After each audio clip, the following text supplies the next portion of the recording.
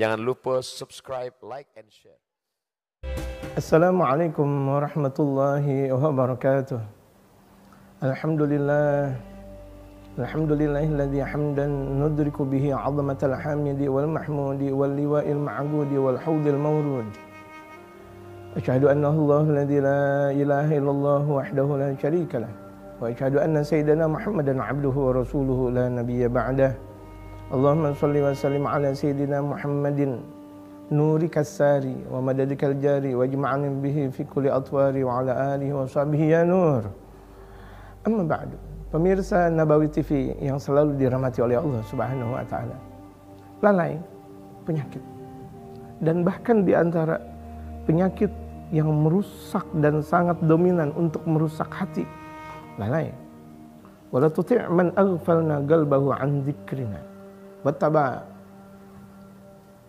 hawa wa kana amruhu furta. Wala tuti', jangan sekali-kali engkau taat kepada orang yang hatinya lalai. Orang yang hatinya lalai enggak boleh kita taati, siapapun juga. Kenapa? Orang yang lalai yang dia ikuti adalah hawa nafsu.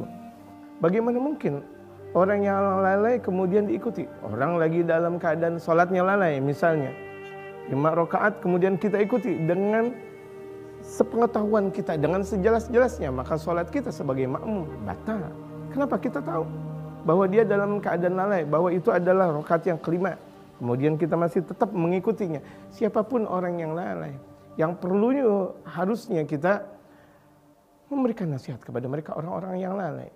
Jadi dari kelalaian itu, bagaimana mungkin orang bisa dalam mempunyai rasa khusyuk sedalam-dalamnya, mempunyai pemahaman yang tinggi, setinggi-tingginya, kalau masih mempunyai sifat lalai.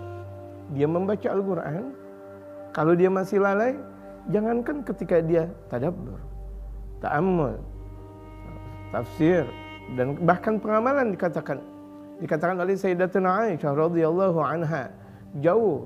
Wa innamal Qur'an liyu'mala bih, juga dikatakan oleh Sayyidina Abdullah bin Mas'ud, hanya salahnya Al-Qur'anul Karim diturunkan liyu'mala bih, untuk diamalkan.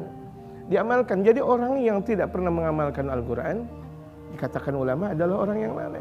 Bagaimana mungkin dia ingat kalau Al-Qur'an sebagai kekuatan utama di dalam kepribadian, bahkan dalam sebuah sociality, dalam sebuah kemajemukan, dalam sebuah bahkan bernegara, Al-Quran pondasi dasar, Al-Quran kekuatan dasar, kemudian dia lalai. Nah, lalainya ini banyak. Mereka tidak mau mempelajari Al-Quran, mereka tidak mau mendalami Al-Quran, padahal yang kalau misalnya kita lihat betapa tafsiran dari mereka para ulama-ulama, bahkan kalau misalnya kita lihat betapa ketika Al-Habib Umar memberikan satu tafsiran Al-Quran dalam satu ayat, kemudian berikutnya kita mendengarkan dari tafsiran beliau, ada satu keindahan yang ada di dalam lisan beliau, ada satu keindahan yang ada di dalam hati beliau. Artinya dikatakan oleh mereka para ulama, di antaranya Al-Imam Mutawalli Asy'arawi, yang memang beliau di antara ulama-ulama yang ada di zaman-zaman kemarin, mengungkapkan bahwa orang yang mempunyai hati tidak lalai, khusyuk dia kepada Allah Subhanahu wa taala, dengan hati yang tenang dia mampu untuk memahami hakikat Al-Qur'anul Karim. Dia mampu memahami hakikat sabda baginda Rasulullah Muhammad sallallahu alaihi wasallam, dan dia juga betul-betul mampu memahami hakikat hidup. Dia mengenal arti dari sebuah kehidupan, hidup di alam dunia ini. Kenapa? Hatinya jauh dari kelalaian. Orang yang hatinya lalai bahkan mempunyai banyak penyakit, bahkan tasya'ab, mempunyai bentuk-bentuk penyakit yang berkelanjutan, dan bahkan banyak dikatakan oleh mereka para ulama-ulama saleh, ulama yang selalu membidangi dalam istilah tasawuf, yang selalu merangkai hatinya untuk selalu baik, lebih baik lagi dan lebih baik, betul-betul memahami di antara hakikat lalai tersebut, di mana dia tidak pernah hadir di majelis.